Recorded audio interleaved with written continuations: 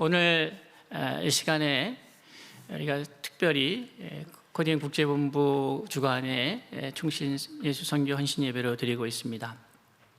이 시간에는 우리 김성민 집사님 앞으로 나와서 준비해 주시면 감사하겠습니다. 먼저 말씀을 듣기 전에 우리 그동안에 여러분들께서 코디엠 국제본부에서 하는 사역들에 대해서 지난 특별히 2년간 코로나로 인하여서 모든 것이 멈춰 있는 순간에 외부적인 행사나 어떤 사역은 멈춰져 있었지만은 그러나 여러분들께서 후원해 주시는 그 후원금으로 또 선교 헌금으로 많은 일들이 진행되었고 지금 또 이제 오미크론으로 인해서 더 많은 확진자들이 나오고 있어서 어려움을 겪고 있긴 하지만 이 상황이 조기에 정리가 되고 또 올 한해 많은 사역들이 다시 일어나기를 꿈꿔보면서 함께 오늘 선교 헌신 예배로 나아가고 있습니다. 지난 2년 동안에 여러 가지 변화들이 있었지만은 특별히 코디엠 사역에 있어서의 큰 변화라고 한다면 우리가 그동안 꿈꿔왔던 영리법인 사역과 또 비영리법인 사역, 종교법인 사역 이렇게 크게 세 가지 사역의 영역이 있다면 저희가 서울 충신교회와 코디엠 교회를 통해서 이 종교법인 사역의 교회 사역입니다. 교회 사역의 일들이 있었다면 큰 성과 중에 하나는 2년 전에 이제 다음 달이면 이제 2년 되죠. 3월, 4월부터 시작됐네요. 코디엠 주식회사가 시작이 되고 코디엠 주식회사 대표로 우리 김성민 집사님이 또 섬겨주시고 있습니다. 그래서 말로는 많이 들었는데 도대체 어떤 일이 일어나고 있는가에 대해서 궁금해 하실 것 같습니다. 어떤 사역이 있고 하는지 우리 그 대표로 섬겨주고 계시는 김성민 집사님 나오셔서 그 사역에 대한 나눔을 우리와 함께 나눠주시겠습니다.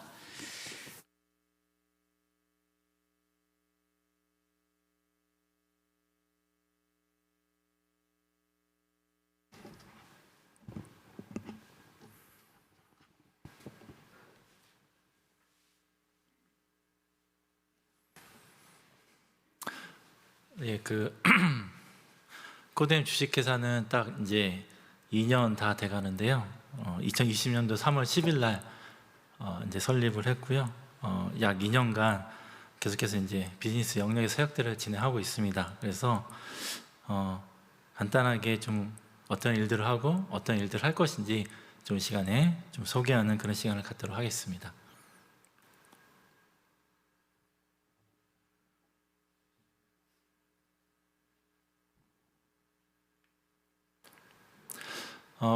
우리 담임 목사님께서 계속 말씀을 해주시는 건데 코디엠은 한마디로 이제 정리를 하면 이제 생명, 하임이라는 그 생명 사역을 지금 하고 있고요. 그것을 이루어 나가는 구조로서 비영리법인인 코디엠 국제본부 그리고 종교법인인 교회 그리고 영리법인으로서 코디엠 주식회사 이 세 가지 기관이 함께 하나가 되어서 이 생명 사역들을 진행을 하고 있습니다. 그래서 영리법인인 코디엠 주식회사는 비즈니스 영역에서 생명을 살리는 사역을 하고 있고 또 비영리법인과 종교법인의 재정적 후원 역할을 지금 감당을 하려고 하고 있습니다.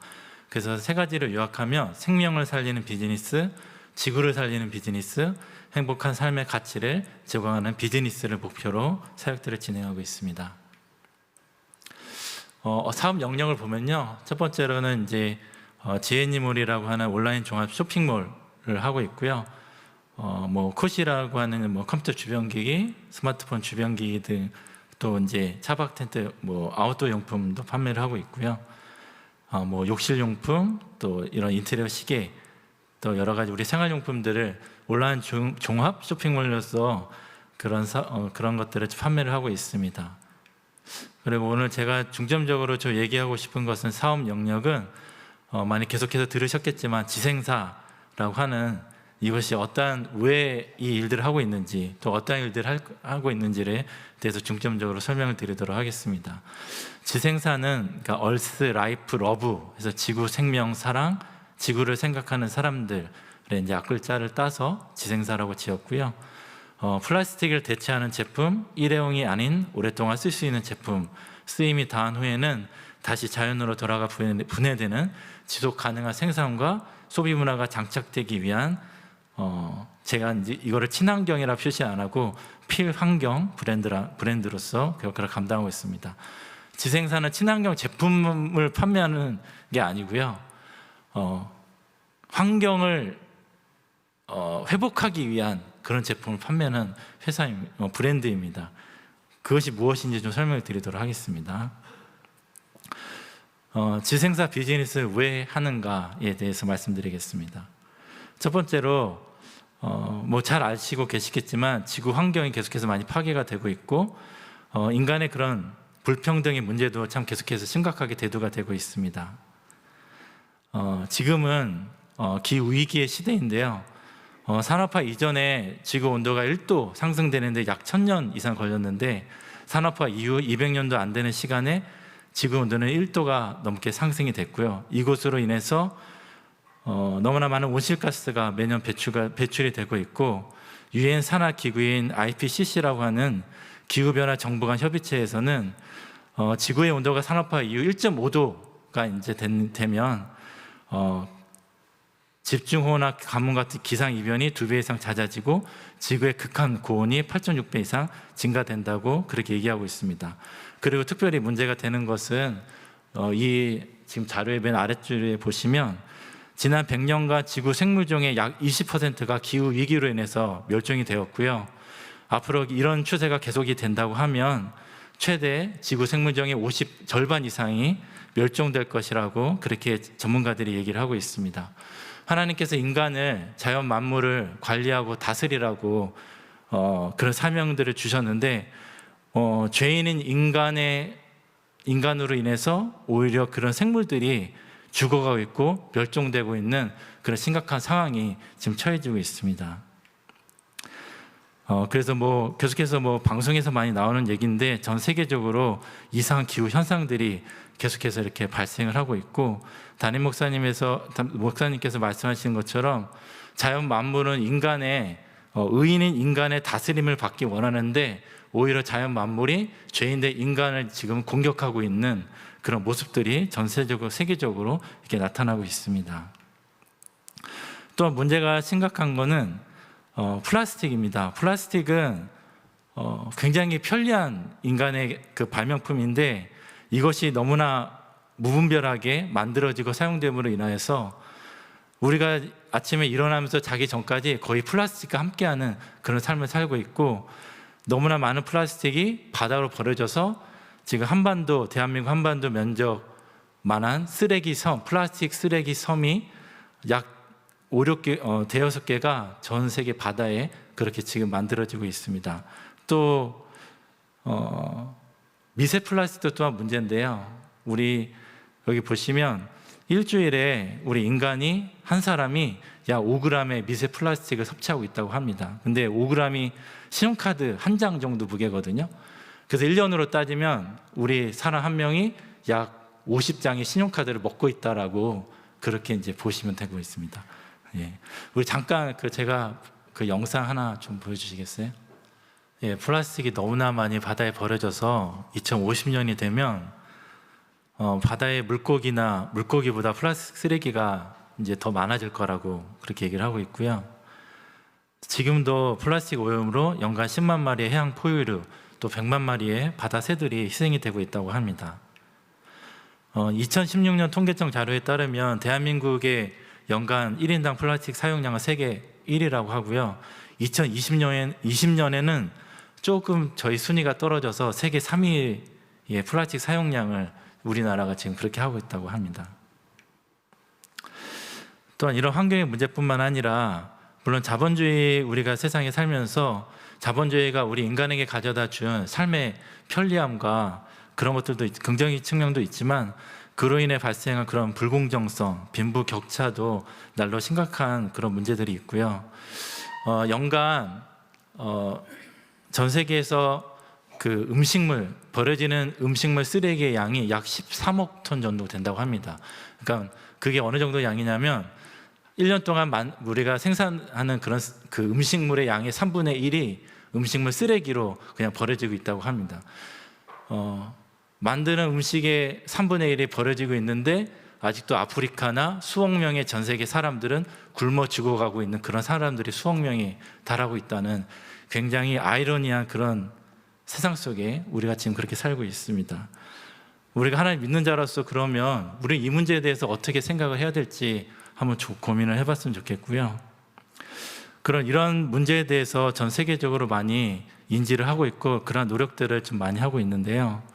우리나라도 2050년 탄소 중립을 선언하고 그런 활동들을 좀 계속해서 하고 있고 또 약 2년 동안에 기업 쪽에서는 경영지 쪽에서 이제 화두가 되고 있는 그 용어가 ESG 경영이라는 그런 말들이 있는데 ESG는 그러니까 인바이러먼트 환경과 소셜 그리고 걸버넌스라고 해서 기업의 환경 보호에 앞장서고 사회적 약자에 대한 지원 및 사회 공헌 활동을 하고 윤리 경영을 실천하는 것 이런 또 ESG 마케팅을 지금 기업들이 좀 많이 그렇게 하고 있습니다. 저희가 이제 지생사에서 판매하고 있는 브랜드 중에 아로마티카라고 하는 그런 회사가 있는데요. 아로마티카는 화장품 회사인데 그 화장품을 넣는 용기들은 다 플라스틱입니다. 근데 이 기업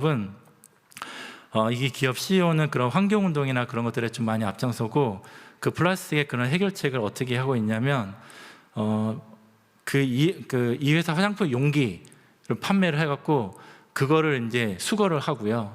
또 수도권 거점이 많은 제로 웨이스트 샵과 연계해서 투명 페트병도 직접 많이 수거를 하고 있습니다. 그리고 그 강남 CU 편의점을 보면 아로마티카가 직접 설치한 투명 페트병 그런 설치함도 있고요. 그런 투명 페트병이나 그 아로마티카 화장품 용기들을 직접 수거를 해서 그것들을 직접 그런 플라스틱 가공 공장에 보내갖고 다시 한번 그 용기를 그 자기네 용기로 재생산해서 사용할 수 하게끔 플라스틱을 그냥 버리는 게 아니라 계속해서 플라스틱이 순환될 수 있게끔 그런 활동을 하고 있는 그런 회사이고요. 또 톤28이라고 하고 있는 이 회사는 이제 샴푸 비누 또 그런 비누들을 많이 만드는 그런 회사인데 유엔에서 지속가능 특별상도 수상한 그런 회사이고 또 직원들이 계속해서 전국에 돌아다니면서 쓰레기를 줍는 그런 활동들도 많이 하고 있습니다. 또 저희 닥토너라고 하는 이제 대표적으로 이제 대나무 칫솔이나 이런 환경을 플라스틱을 줄일 수 있는 그런 제품들을 이제 만드는 회사인데 대나무는 나무가 아닙니다. 예, 대나무는 풀과 식물이라서 심으면 3개월이면 뭐 쑥쑥 자라나는 그렇기 때문에 대나무를 이용해서 이런 칫솔이라든지 그런 제품들을 많이 만들고 있습니다. 또 어떤 개인이나 그런 데서 이제 많이 하고 있는 활동들이 뭐냐면 플로깅이라고 해갖고요. 플로깅 이제 스웨덴에서 처음 시작된 건데 플로우 줍다와 조깅이 합쳐진 그런 용어로서 그러니까 조깅 또 산책을 하면서 쓰레기를 줍자. 이제 우리나라에서는 이제 이거를 이제 줍깅이라고 표현을 해갖고요. 어떤 개인이나 어떤 모임을 만들어서 이제 그 쓰레기를 줍고 그거를 분리배출하는 그런 활동들도 우리나라에서 많이 지금 하고 있습니다.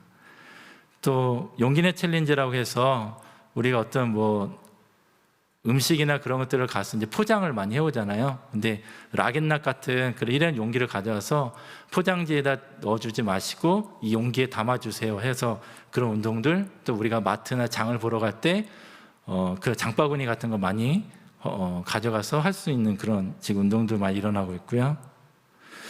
또 뭐 지금 올해 6월부터 이제 카페에서 일회용컵을 이제 쓰려면 보증금 300원 이제 내야 된다고 그런 게 이제 나왔는데요.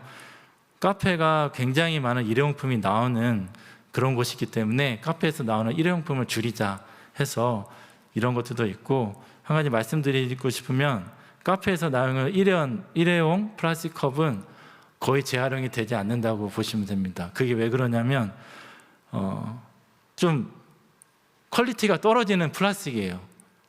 그래서 재활용 업체에서 그거는 거의 재활용을 할 수 없어서 그냥 버려진다고 보시면 돼요.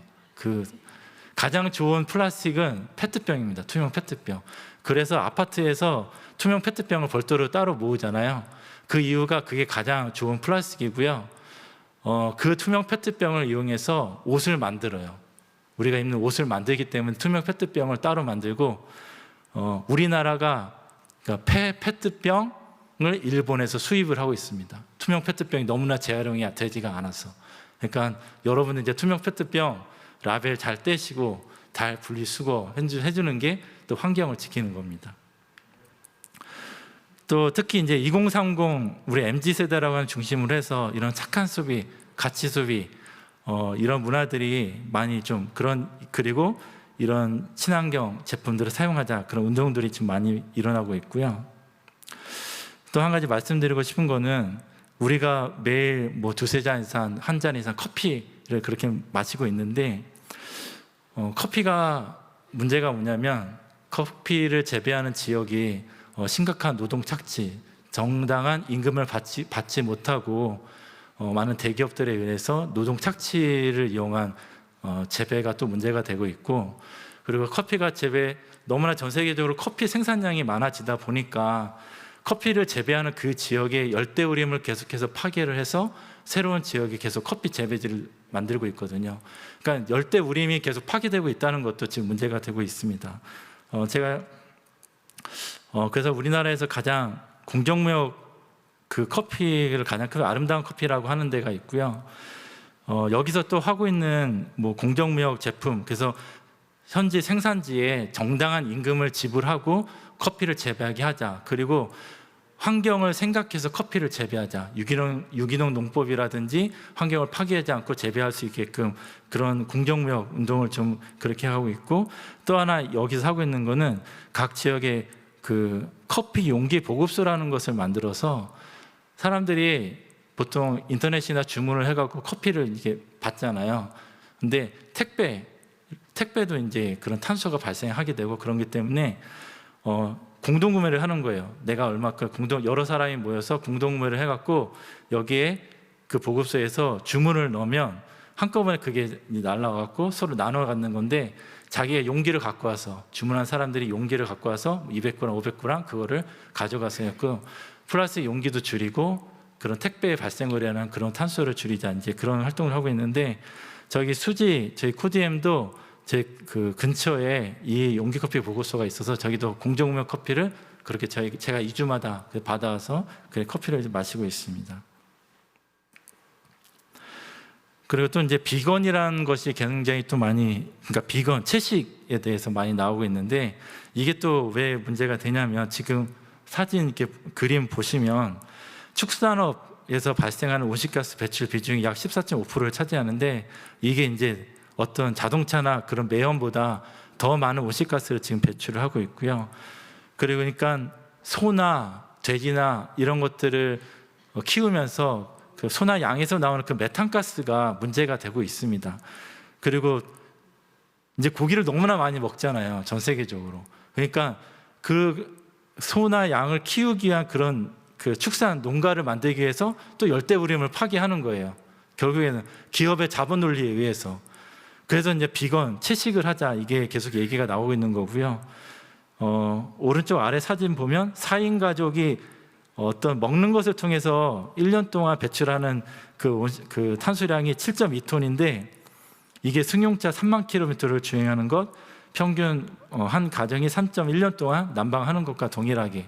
그래서 비건이나 채식에 대해서 계속해서 얘기가 또 나오고 있습니다. 또 지금 전국적으로 제로 웨이스트라고 하는 그런 쓰레기를 줄이자, 그런 제로 웨이스트 샵도 많이 지금 늘어나고 있고요. 또 여기 보시면 코로나 이전에 지구촌에 있던 10대들을 중심으로 해서 기후위기 극복을 위한 등교 거부 시위가 일어났는데, 그들이 하는 구호 중에 하나가 뭐냐면 우리의 미래를 위한 싸움이다라고 하고 있습니다. 그러니까 내가 커서 일해하고 활동할 그 미래를 위해서 우리가 지금 이렇게 시위를 하고 있습니다라고 얘기하는 그 구호를 제가 보면서 우리가 참 다음 세대를 세워간다는 얘기들을 많이 하는데, 우리가 다음 세대를 세운다 해서 가장 첫 번째로 생각하는 게 교육, 그들을 잘 교육하자가 무슨 우선적으로 생각이 나는데, 그 교육뿐만 아니라 우리의 다음 세대들이 커서 활약할 그런 환경들을 만들어주는 것이 또 기성세대의 책임이 아닌가, 그런 생각들도 해보게 됩니다. 우리 개개인이 탄소 중립을 위해서 실천할 수 있는 운동들은 다 너무나 많이 알고 있을 겁니다. 전기를 절약하는 것, 그리고 대중교통을 이용하는 것, 계단을 이용하는 것, 그리고 용기를 그런 그 플라스틱을 줄이게끔 그런 것들을 하는 것, 그런 것들이 다 우리가 할 수 있는, 여러분들이 다 알고 있는, 결국은 굉장히 귀찮고 불편한 건데, 그 귀찮고 불편한 것을 이제는 우리가 해야지 이 지구를 살릴 수 있다는 것을 한번 좀 생각을 해봤으면 그럼 그렇게 좋겠고요. 그래서 이제 아까 이렇게 보았던 그런 줍깅이라든지 그다음 플라스틱 수거함을 만드는 것, 그런 것들도 한번 우리 교회 안에서 올 한 해 한번 해보면 어떨까, 그런 생각들도 좀 갖고 있습니다. 지금까지 이렇게 얘기한 것들을요, 세상은 환경운동이라고 말하고 있지만 하나님을 믿는 우리는 창세기 1장 28절 말씀을 이루어가는 하나님이 만드신 최초의 모습으로의 회복운동이다라고 저는 그런 생각이 들고요. 제가 이렇게 얘기하는 것들을 완벽하게 다 지키기는 어려울 겁니다. 그래서 근데 제가 만약에 우리 여기 있는 분들이 만약에 10%만 플라스틱을 줄일 수 있다면, 전 세계 사람들이 정말 10%만 플라스틱을 줄일 수만 있어도 세상은 더 많이 좋아질 거라고 그런 생각들이 듭니다. 여러분들이 분리수거할 때 불편하지만 투명 페트병을 라벨을 잘 떼고 그 안에 음식물 찌꺼기 같은 거 많이 묻어 있잖아요. 그런 거를 한 번 더 좀 닦아서 분리수거를 하고, 그리고 그 우유팩 있잖아요. 또 우유팩이 또 따로 이렇게 모아야 되거든요. 종이바랑 같이 버리면 그건 분리수거가 되지 않습니다. 우유팩은 깨끗이 따로 모으면 그것을 이용해서 화장지를 만들어요. 그래서 주민센터에서 여러분들이 모아서 갖다 주면 주민센터에서 화장지로 바꿀 수가 있거든요. 그리고 쓰레기 봉투, 종량제 봉투도 줘요. 그러니까 우유팩 같은 것도 깨끗이 씻어서 따로 이렇게 모으는 것.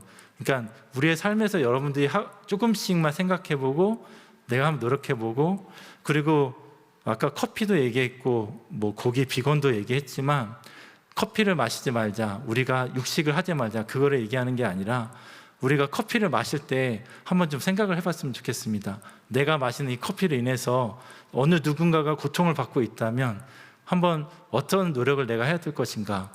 내가 고기를 먹는 것도 저도 고기를 좋아하는데, 만약 우리 가정이 일주일에 한 끼만 고기를 먹지 말아보자. 생각보다 거의 고기를 많이 먹잖아요. 그러니까 그런 생각을 하고 우리가 우리의 삶에서 우리가 살아가지 되지 않을까, 그런 생각들을 좀 해보게 됩니다. 그런 지속 가능성의 비즈니스로서 그것을 이루어가기 위해서 이렇게 지생사를 해서 지생사 제로 웨트샵을 제가 진행하고 있고, 사진 왼쪽이 저희 코디엠 용인 수지의 로비를 이렇게 샵으로서 이렇게 좀 해놨습니다. 와보신 분들도 계신데 안 와보신 분들은 이렇게 좀 샵을 해서 제가 주변 지역에 홍보도 하고 있고 그렇게 좀 판매를 하고 있고요. 그 오른쪽에 보면 이제 우리 태아 기독교 사회복지관 지하 1층에 이렇게 또 강남점이라고 이렇게 해서 지난주 금요일부터 이제 오픈을 됐고요. 아시겠지만 태아복지관의 그 1층 팝업을 작년 10월부터 한 4개월 정도 진행을 했고, 그것이 잘 태아도 이제 긍정적 반응을 보이고 계속해서 이걸 했으면 좋겠다라는 요청이 와서 지하 1층 공간에 기존에 태아에서 쓰던 매점 공간이 있는데, 그 매점 공간을 작년 말로 영업을 이제 중단하게 되어서 거기를 이제 좀 꾸며갖고 이렇게 샵을 만들어서 계속해서 판매를 하고 있습니다.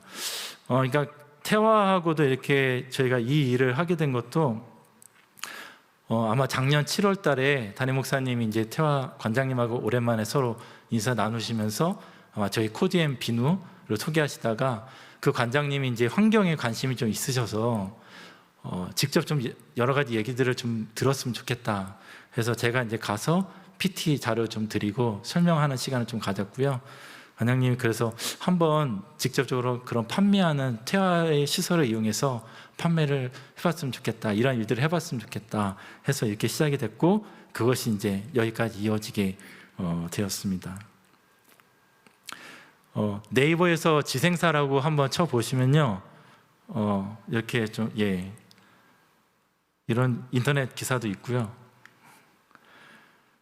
저 인스타그램도 하고 있는데 팔로워가 그래서 1000명이 넘었습니다. 인스타 하시는 분들은 구독과 좋아요 해주시고, 또 이렇게 네이버에서 여러분들 가셔서 한 번씩 지생사 쳐보시면 블로그도 많이 나오고 하니까, 또 거기서 직접 온라인몰 들어갈 수 있는 스마트 스토어도 바로 나오니까 여러분들 한 번씩 꼭 검색해 주셨으면 좋겠습니다. 저희 지생사에서 지금 팔고 있는 제품에 대해서 잠깐 설명을 해드릴게요. 코디엠 린트리 우리 비누가 있고요. 지금 여기 그 비누 케이스 있잖아요. 비누 케이스도 이게 이제 사탕수수 재생지로 만든 거거든요. 그러니까 우리가 쓰고 있는 종이도 문제인 거예요. 종이가 다 나무를 다 베서 만드는 거잖아요. 그러니까 너무나 많은 나무들이 지금 파괴가 되고 있거든요. 근데 이제 사탕수수를 재생을 해서 종이를 만들거든요. 그래서 그런 그 사탕 재생제를 이용한 그 케이스고요. 그러니까 사탕수수 재생제를 이용한 박스를 만들어야겠다라고 생각을 한 거는 지생사를 생각하기 전이에요. 이거를.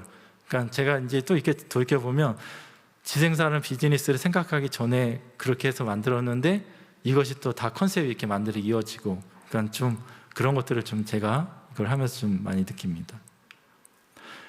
그러니까 샴푸 린스를 쓰는데 그게 플라스틱 용기잖아요.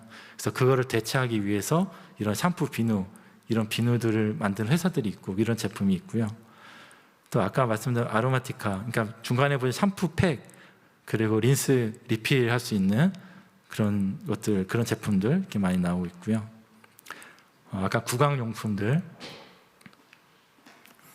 또 이게 슈가랩이 집에서 저희 많이 쓰는 비닐 있잖아요. 일회용 비닐랩. 근데 그게 다 플라스틱으로 만든 거거든요. 근데 이 제품은 사탕수수를 원료로 해서 바이오매스 합성 수지라고 해갖고, 그러니까 바이오 플라스틱, 이런 플라스틱, 그러니까 사탕수수를 원료로 해서 거의 똑같이 이런 만든 거거든요. 환경을 조금 더 좀 아끼자, 생각하자, 그런 제품들이 있고, 또 삼배를 이용한 수세미, 커피 필터, 이런 세탁세제.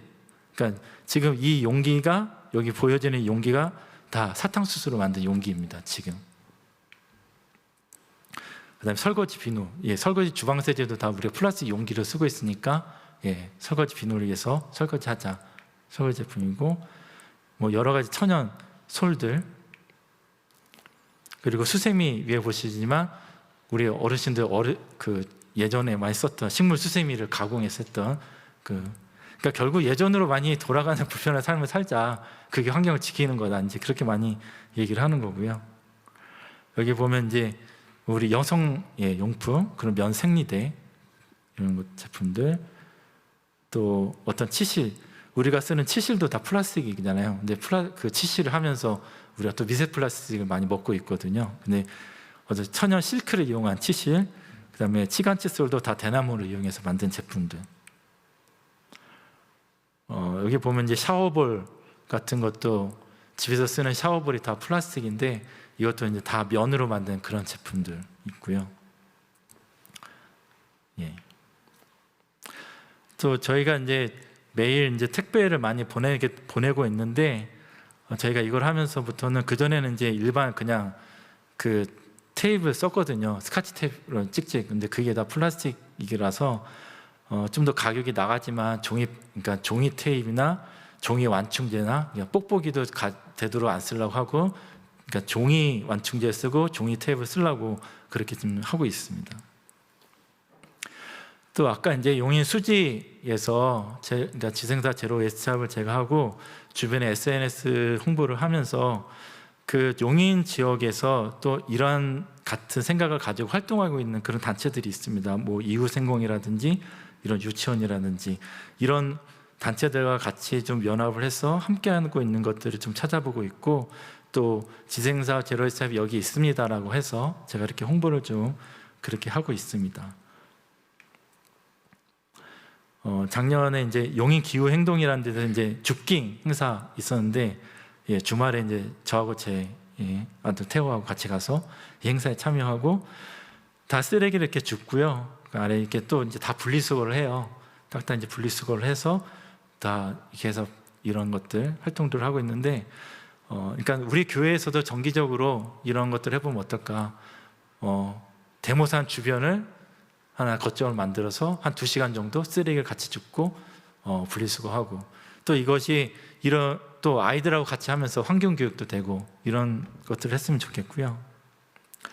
여기 보이면 여기가 이제 그 용인에 있는 그 고기리에 있는 아틀리에 자연 유치원인데요. 그 자연 유치원하고 또 같이 협력해서 아이들이 페트병을 이렇게 모아왔어요. 그래서 모아왔고 저희한테 보내줘서 저희가 이제 화장지 있잖아요. 화장지하고 종량제 봉투로 또 이제 교환하고 그런 일도 같이 협력해서 했고, 우리가 또 태화에서 팝업을 하면서 판매한 게 아니라 또 그 플라스틱 병뚜껑을 수거해 오거나 그리고 브리타 정수 필터를 수거해서 우유팩을 주민들이 갖고 오면 대나무 칫솔도 교환해주면서 홍보하고 다시 환경운동도 같이 하는 그런 이벤트들도 계속해서 작년에 했었습니다. 또 아까 또 용인 환경정이라는 데서 플리마켓 작년에 했었거든요. 근데 저희도 이제 같이 했으면 좋겠다 해서 연락이 와서 용인 수지 롯데몰에 있는 거기 이용해 갖고 플리마켓에 같이 참석해서 그런 일들도 진행을 했습니다. 그 작년 할애 이 일을 하면서 이런 일들을 했다는 것을 말씀을 드렸고요. 앞으로 이제 코디엠 주식회사가 또 생각하고 있는 생명을 살리기 위한 비즈니스를 어떠한 것들을 해야 될 것인가 계속해서 고민하고 있고 계획하고 있는 부분들이 있는데요. 제가 그냥 가칭으로 공간 L이라고 했고, 공간 L은 월스 라이프 러브의 앞글자를 딴 것으로 L은 히브리어로 하나님을 의미합니다. 공간 L은 하나님의 임재가 충만한 공간이고 사람과 자연의 생명력이 회복되어지는 공간으로서 1층에 카페 하임, 그리고 지생사 제로 웨이스트 샵, 2층에 커먼 스페이스로서 그런 공간 비즈니스에 대해서 좀 그런 생각들을 좀 갖고 있습니다. 그래서 그 카페 하임에서는 유기농 도넛 카페라든지 또 사람을 사랑하는 공정무역 커피라든지 자연을 사랑하는 비건 디저트 같은 것들을 판매하고, 또 지생사 제로 웨이스트 샵이 있고, 또 결국에는 지금 세상이 갖고 있는 그런 아픔들, 문제들에 대해서 고민을 같이 하면서 청년 실업 창업의 문제라든지, 그리고 계속해서 인간의 수명이 늘어나면서 은퇴 이후에도 많은 시간들을 살아야 되는데 은퇴 후 창업에 대해서도 같이 우리가 좀 고민을 해야 되지 않을까, 그런 생각을 갖고 공유 오피스, 스터디 카페 이런 것들을 결합한 형태의 그런 모습들을 좀 생각을 좀 많이 갖고 있습니다. 그래서 좀 전에 말한 이건 이제 지구넛이라 유기농 도넛 카페인데 지구넛이라였고, 성령의 9가지 열매를 컨셉으로 한 그런 유기농 도넛을, 또 아까 그런 커먼 스페이스에서는 스터디 카페, 공유 오피스, 공유 스튜디오 이런 것들을 결합한 형태의 그런 공간 비즈니스에 대해서 이곳에서 사람을 행복하게 해주고 사람의 생명력을 회복할 수 있는 그런 공간으로서 그런 것들을 꿈꾸고 좀 계획을 하고 있습니다. 네, 이상으로 제 PT를 마치고요. 코디엠 비즈니스가 앞에서 말씀드렸던 것처럼 정말 생명력을 회복할 수 있는 그런 지구를 살릴 수 있는 그런 비즈니스를 잘 이루어갈 수 있도록, 세상에서 그런 것들을 잘 이루어갈 수 있도록 우리 선생님께서 많이 기도해 주시고 힘내게 주셨으면 좋겠습니다. 예, 이상입니다. 예, 감사합니다. 예배 시간에 이러한 일을 하는가라고 생각하실 수도 있는데, 하나님께서 우리에게 허락하신 삶의 자리라고 하는 것은 실질적으로 우리가 살아가고 있는 구체적인 삶의 현장입니다. 그곳에서 하나님 앞에 예배자로 서는 것이 우리에게 있어서 매우 중요한 문제라고 저희들은 인식을 하고 있습니다.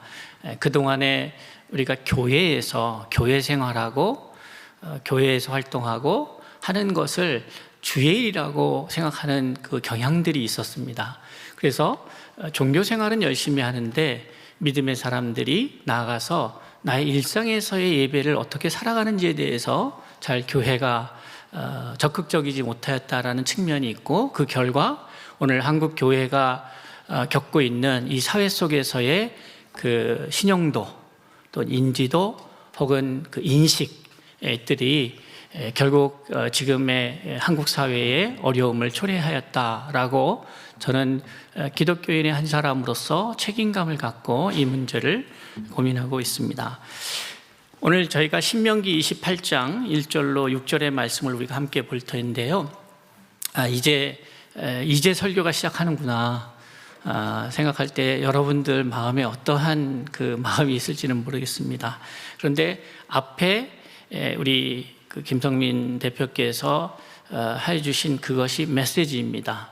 그것을 이제 신명기 28장 1절로 6절의 말씀으로 어떻게 담아낼 수 있을까를 한번 나누었으면 좋겠습니다. 신명기 28장 1절 이하의 말씀은 이렇습니다. 내가 내 하나님 여호와의 말씀을 삼가 듣고 내가 오늘 내게 명령하는 그의 모든 명령을 지켜 행하면 내 하나님 여호와께서 너를 세계 모든 민족 위에 뛰어나게 하실 것이라. 내가 내 하나님 여호와의 말씀을 청종하면 이 모든 복이 내게 임하며 내게 이르리니 성읍에서도 복을 받고 들에서도 복을 받을 것이며 내 몸의 자녀와 내 토지의 소산과 내 짐승의 새끼와 소와 양의 새끼가 복을 받을 것이며 내 광주리와 떡반죽 그릇이 복을 받을 것이며 내가 들어와도 복을 받고 나가도 복을 받을 것이니라. 아멘.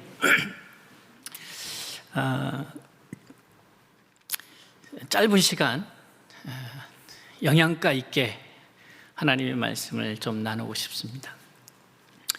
우리의 문제는 방금 제가 오늘 이 시간에 예배를 이렇게 경험하면서 느껴지는 것이, 우리 성도님들도 앞에 이야기를 들을 때는 그저 사업 얘기처럼 들으시는 것 같아요. 그리고 이제 말씀을 듣는다 하니까 이게 다시 이제 마음도 그렇고 좀 집중하려고 하시는 측면도 있는 것 같아요. 그런데 가만히 보면 성경의 이야기는 하나님을 만난 사람들의 일상의 이야기입니다.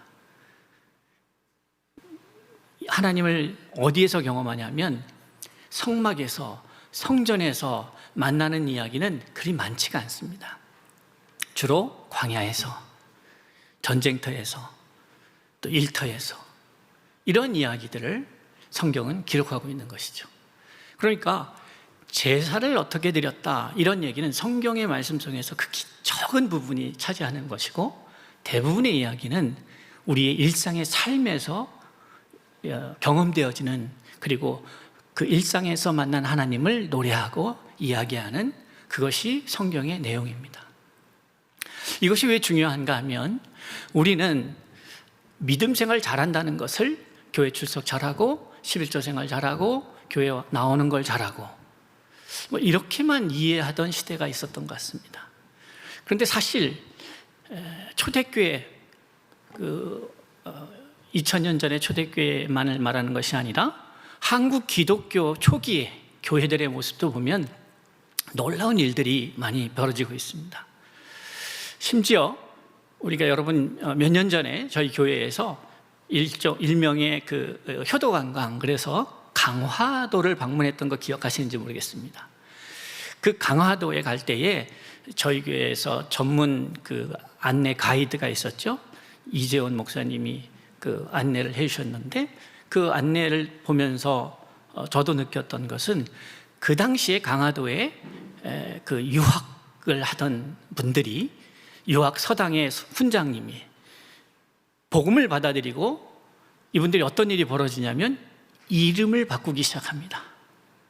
그러니까 실상에서 당시에 유학이 만연되어 있고, 그것이 하나의 그들의 어떤 사람들의, 일부 사람들의 신념이나 어떤 기조가 아니라 당시 조선사회, 갖다가 지배하고 있었던 문화적 형태로, 그다음에 정신을 지배하고 있었던 그러한, 또 실질적으로 친족 간에, 가족 간에, 지인들 간에 다 그렇게 연계되어 있는 사회 속에서 이름을 믿을 신으로 통일한다든지요, 이렇게 이름을 바꾸고 실질적인 자기의 신앙의 변화를 삶의 변화로 이끌어갔던 것이 초대교회의 모습입니다.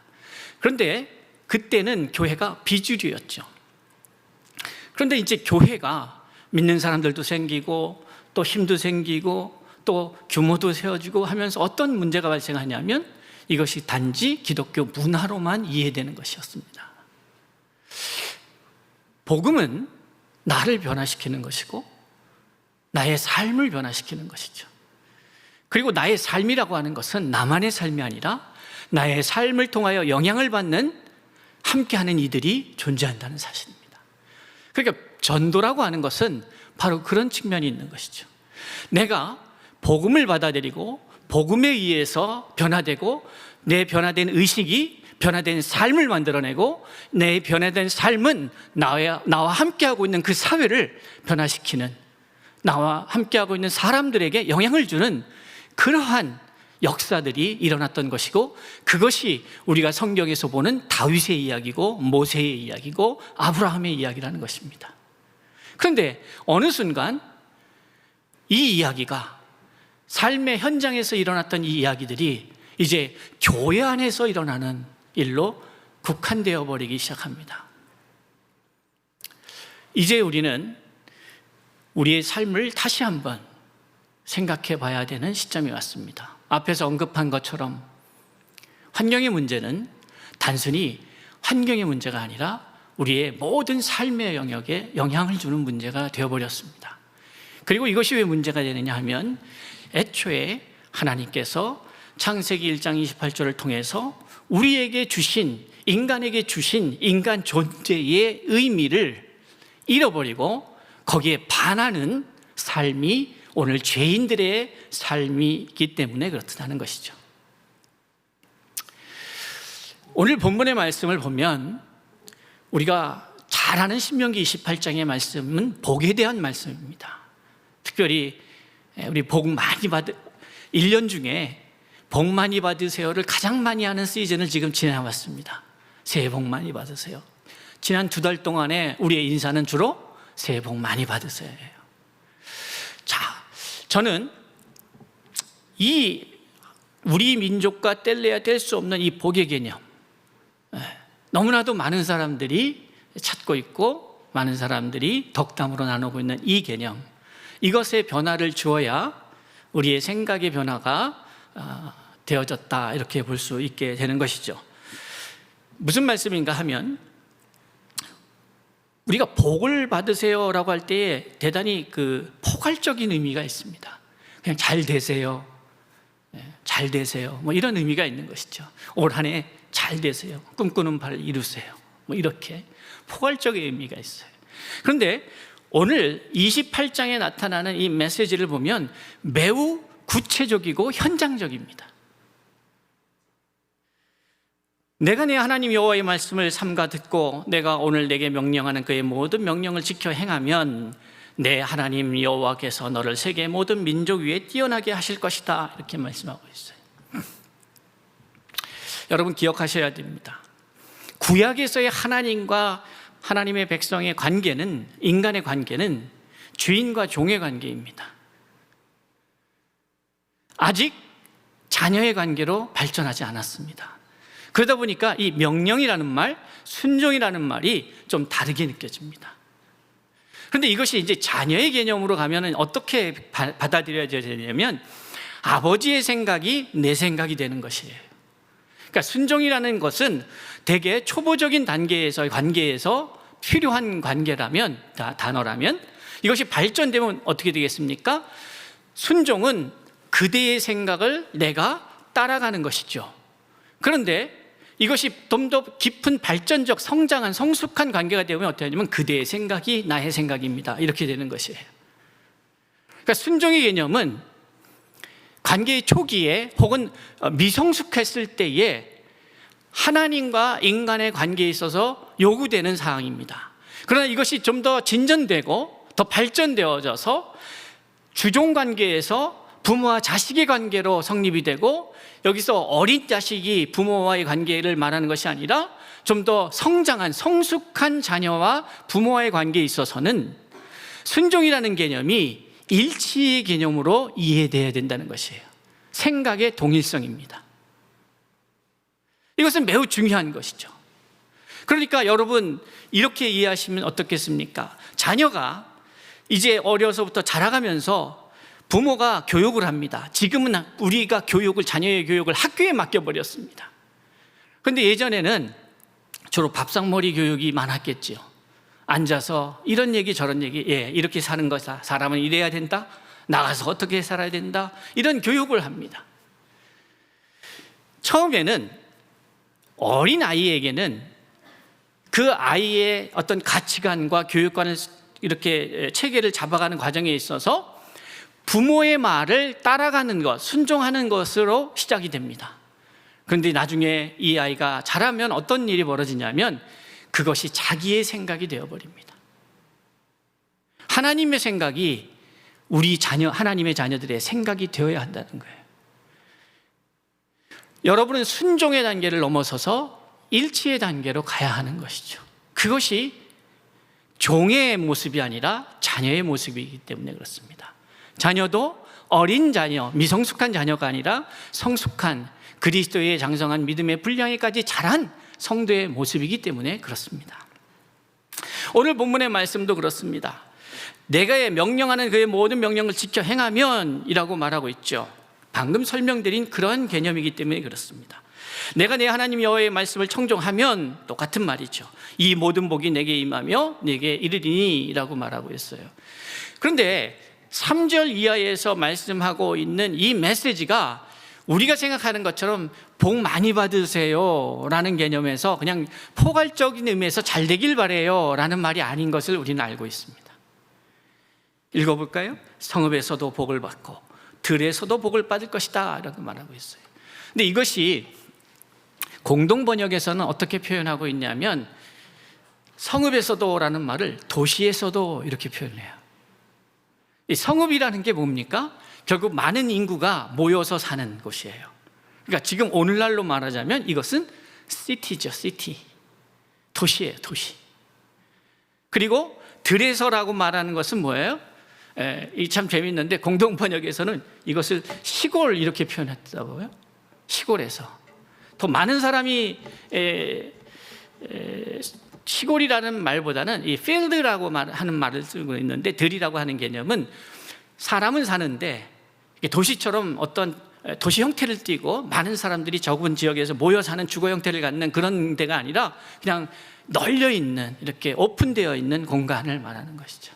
그러니까 성읍에서도 복을 받고 들에서도 복을 받는다는 것을 다른 표현으로 하자면, 그 공동번역의 표현을 들자면 너희가 도시에서도 복을 받는다. 그럼 도시에서도 복을 받는다는 말이 무엇일까요?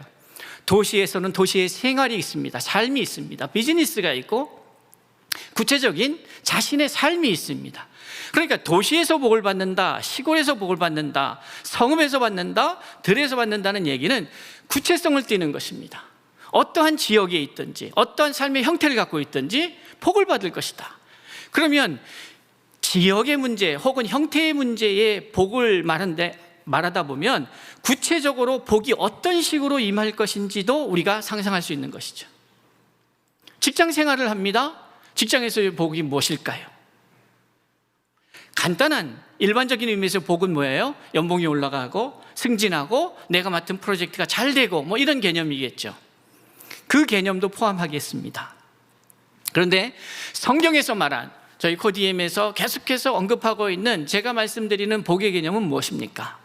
하나님이 함께 하시는 거다.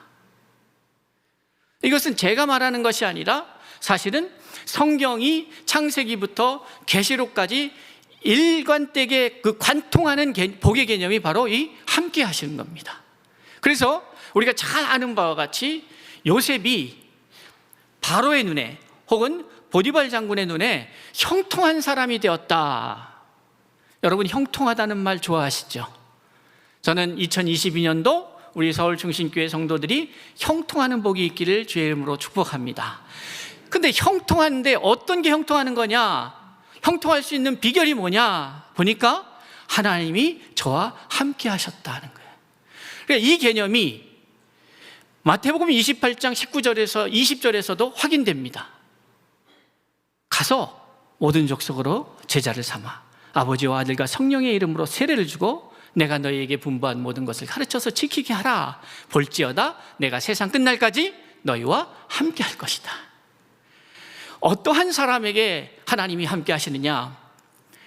구약적 개념에서는 오늘 본문의 말씀처럼 말씀을 삼가 듣고 내가 오늘 내게 명령하는 그의 모든 명령을 지켜 행하면 이렇게 표현되고 있으나 이 말을 한마디로 하자면 하나님과 함께하는 자다 이 말이에요. 신약에 와서 예수님 버전으로는 뭡니까? 가서 복음을 전하라. 그 복음이 뭐예요? 바로 복된 소식이 뭐예요? 예수 그리스도. 예수 그리스도가 뭐예요? 생명입니다. 영생의 복입니다. 그런데 그런 것들이 어떻게 해서 우리에게 구체적으로 설명되어지느냐 보니까 함께하는 것으로 설명되어지는 거죠. 그러면 우리가 함께할 때에 항상 함께하는 것을 본다고 한다면 여러분, 하나님이 항상 우리와 함께한다는 개념을 좀 더 풀어서 하면 어떻습니까? 내가 주방에서 일을 할 때도 함께 하셔야 돼요. 내가 출근을 해서 직장생활 할 때도 함께 하는 거예요. 내가 투자자와 만나고 어떤 구매자와 만나고 내가 일자리 사업장에서 혹은 직장생활하면서 만나는 그 사람들과 함께하는 그 자리에도 누가 함께 하셔야 되는 거예요? 하나님이 함께 하셔야 바로 형통의 복이 있는 것이죠. 그러니 우리의 삶의 구체적인 현장에서 우리의 자녀들과의 대화 속에서 아침 밥 먹는 밥상에서 나가서 내가 사람들 만나는 레스토랑에서 커피숍에서 이런 모든 일상에서 하나님이 나와 함께 하셔야 되는 것이죠. 우리 교회 안에 공연하는 우리 배우들도 계시잖아요. 공연하는 그 무대 위에서도 하나님이 함께 하셔야 되는 거죠. 매우 중요한 문제입니다. 내가 오락 시간에 내 개인적인 그 스트레스를 해소하고 또 뭔가 삶의 그 활력을 불어넣기 위해서 취미 생활을 하고 뭐 하는 등등해서 뭐 골프를 하고 낚시를 하고 테니스를 치고 운동을 하고 하는 거기에도 주님이 함께 하셔야 되죠. 그런데 이상하게도 믿는 사람들 생각 속에 거기에는 하나님이 내가 필드를 나갈 때는 거기는 하나님이 없는 것처럼 생각하는 거예요. 그럼 누구 손해입니까? 거기에 하나님이 없으면 누구 손해인 줄 아세요? 내 손해인 거죠. 왜? 형통하는 복이 없으니까. 네. 버디 찬스에서 보기가 된다 이 말이에요. 제가 우스운 이야기를 드린 것 같습니다만 여러분, 하나님이 함께해야 형통한 거예요. 내가 하는 그 모든 일 가운데 하나님이 함께 하셔야 되는 거예요. 근데 하나님이 함께 하신다는 것은 결국은 뭐예요? 하나님이 나와 함께 하시는 것이지 그 일과 함께 하는 게 아니에요. 여러분의 비즈니스는 하나님만이 여러분에게 맡겨주신 여러분의 일이 아닙니다. 오늘 코디엠 주식회사 대표로 섬기고 있는 것은 경제선교사로 파송된 거예요. 그 영역에서 하나님 내게 주신 여러분은 모든 가정선교사로, 경제선교사로, 교육선교사로 여러분의 삶의 자리에 다들 복음증거자로 파송된 거예요. 그 의식이 있어야 됩니다. 그러니까 내가 이 하는 일은 누구 보라고 하는 것도 아니고 누가 나에게 평가해 주는 것을 기대하고 하는 것이 아니라 하나님이 내게 주신 삶의 자리, 축복의 자리가 될 줄로 믿습니다. 그렇게 해야 우리는 우리의 삶을 통하여 복음을 흘려보낼 수 있는 거예요. 그런 의미에서 직업에는 귀천이 없는 것이죠. 하나님이 내게 허락하신 자리가 복의 자리이기 때문에 그렇습니다. 사랑하는 성도 여러분, 성읍과 들에서 복을 받는다는 거죠.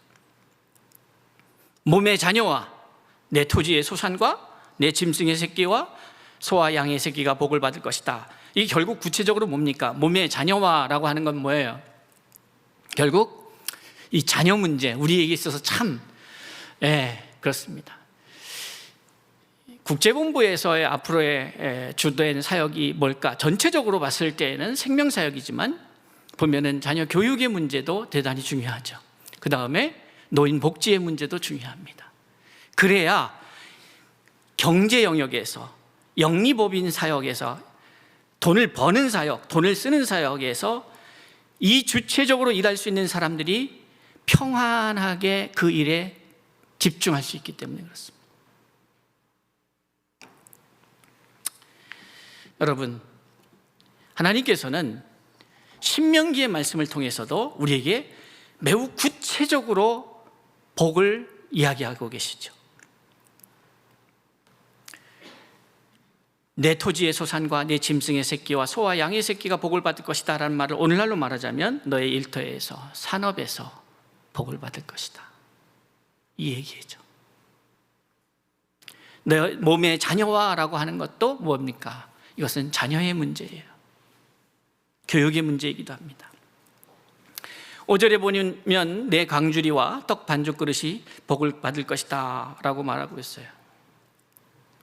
여러분, 광주리와 떡 반죽 그릇이 복을 받을 것이다 라고 하는데, 이게 바스킷이라고도 하고 바스킷이라고 한 표현과, 여기는 광주리와 떡 반죽 그릇 이렇게 돼 있죠. 근데 킹 제임스 버전에 보면 basket and store라고 그렇게 말하고 있어요. 스토어가 뭐가요? 창고. 이거는 매우 중요한 의미가 있습니다. 잠언 3장에서 우리가 잘 아는 바와 같이 인생에 있어서 인간이 누릴 4가지 큰 복에 대해서 여러분 기억하실 겁니다. 하나는 장수하는 복이죠. 평안의 복입니다. 장수하되 평안해야 돼요. 두 번째 복은 뭡니까? 사회생활에서 존경받는, 인정받는 사람이 되어야 된다 하는 것이죠. 그리고 세 번째 복은 뭐냐면 미래의 불확실성을 해소해 주시겠다. 제가 이렇게 멋들어진 얘기로 했지만은 사실 성경에 뭐라고 기록하고 있습니까? 너의 명철을 의지하지 말고 하나님을 의뢰하라. 그러면 내 길을 지도하실 것이다. 이게 결국 미래의 불확실성에 대해서 하나님이 책임지시고 인도해 주시겠다라는 메시지죠. 마지막 메시지가 뭐냐면 제물로 여호와를 공경하라. 첫 제물로. 그러면 포도즙의 그 틀이 가득 찰 것이다. 이것은 뭐냐면 바스킷과 스토어예요. 그러니까 당장에 내일이 잘 되는 것도 중요하지만 한 해로 끝나는 것이 아니라 창고에 계속해서 쌓이는 거예요. 여러분, 하나님의 축복은 그냥 막연한 것이 아닙니다. 매우 구체적이고 그 구체적인 삶을 우리에게 허락하셔서 이끌어가고 계시다는 사실입니다.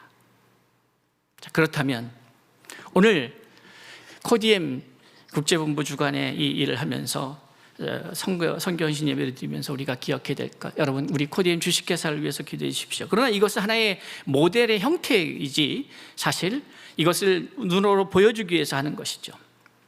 여러분의 각자의 삶의 현장이 다 이러한 사역의 현장인 것을 인식해야 합니다.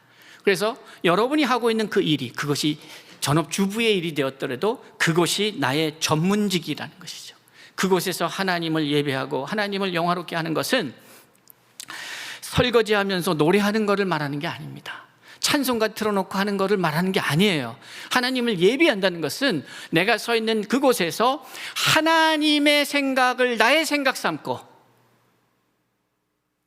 같은 생각을 갖고 나아갈 때 그것이 예배하는 거예요. 하나님의 뜻이 이 땅에서 이루어지는데 누구를 통해서 이루어집니까? 누구를 통해서요? 나를 통해서요. 우리가 주기도문에서 그렇게 늘 얘기하잖아요. 아버지의 뜻이 하늘에서와 같이 이 땅에서도 이루어지는데 누구를 통해서 이루어져요? 나를 통해서, 우리 서울중심교회 성도 한 분을 통해서, 한 가정 한 가정을 통해서, 기업 하나하나를 통해서 이 땅에서 완성되어져 가는 것이죠. 그것이 예배인 것입니다. 그것이 예배인 거예요. 앞에서 언급한 공정무역도 마찬가지고, 내가 행복하고 내가 편리하고 나 하나 잘 되자고 다른 사람들이 무너지는 것을 당연하게 생각해서는 안 되는 것이죠. 하나님의 사람은 그럴 수가 없는 것입니다. 하루아침에 나의 삶이 바뀌긴 어렵겠죠. 플라스틱에 대한 폐해에 대해서 말씀하셨지만 하루아침에 어떻게 피해 안 쓰겠어요. 그러나 말씀하신 것처럼 우리가 우리 교회 성도들만이라도 조금씩 그것을 줄여나가고, 그리고 이 수서 지역에 그런 운동을 전개해 나가고, 태아복지관 그 매장, 지하 매장에 있는 그 매장을 사용해 주시는 것도 또한, 그것도 저는 저렇게 시작하면서 제가 샴푸를 바꿨어요. 그 바로 되게 불편합니다. 짝 짜서 짝 이렇게 하면 쉬운데, 그 비누 발을, 이게 처음 했을 때는 괜찮은데 오래 쓰고 조그매지면 자꾸 손에서 미끄러지고 빠지고 해요.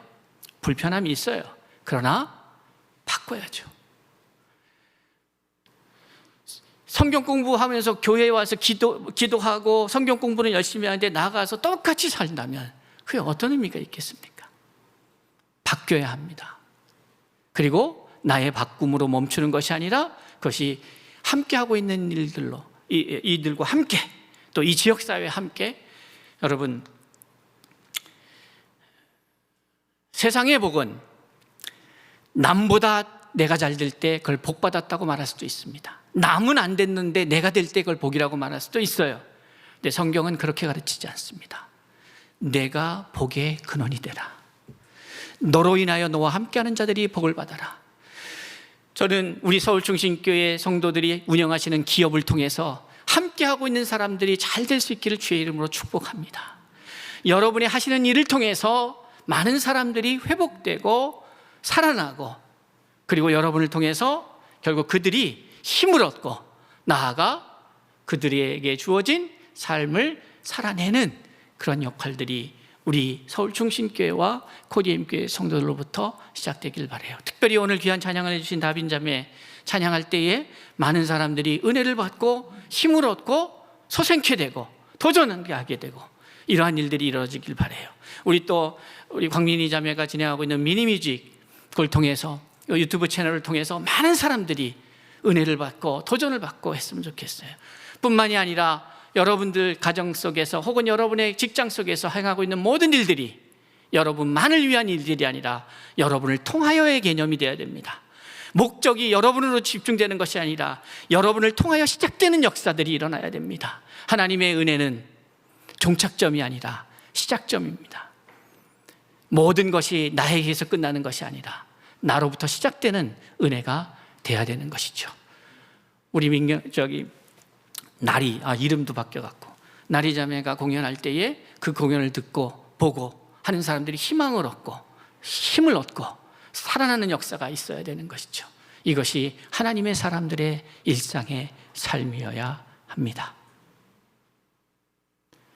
코디엠 사역은 종교 사역이 아닙니다. 단순히 교회 나와서 신앙생활 열심히 하는 것으로 그치는 것이 아닙니다. 우리 서울중심교회와 코디엠교회 성도들 한 사람 한 사람 통해서 함께하고 있는 이들이 살아나는 역사가 일어나길 바랍니다. 그러기 위해서는 먼저 여러분 이기적이어야 합니다. 시작은 나부터.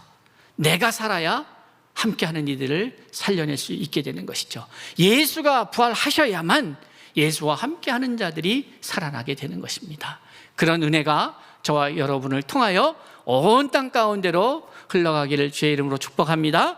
하나님께서 우리에게 허락하신 삶의 자리는 선교의 자리이고, 그것은 하나님의 은혜를 경험하는 하나님의 역사의 현장이 될 줄로 믿습니다. 그러한 은혜가 2022년 뿐만이 아니라 주님 오시는 그날까지 저와 여러분의 삶의 현장에서, 여러분이 일하고 있는 일터에서, 가정에서, 여러분의 자녀들의 삶 가운데에서 날마다 열매 맺기를 다시 한번 주의 이름으로 축복합니다.